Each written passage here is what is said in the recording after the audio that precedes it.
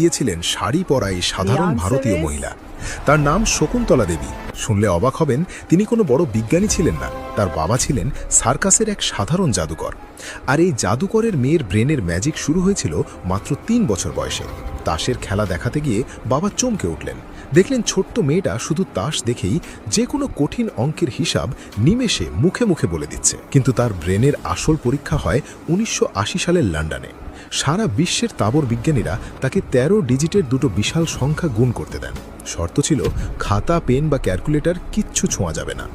বিজ্ঞানীরা কম্পিউটারে বোতাম টিপে উত্তর বের করার আগেই মাত্র 28 সেকেন্ডে শকুন্তলা দেবী 26 ডিজিটের সেই অসম্ভব উত্তরটা মুখে মুখে বলে দেন।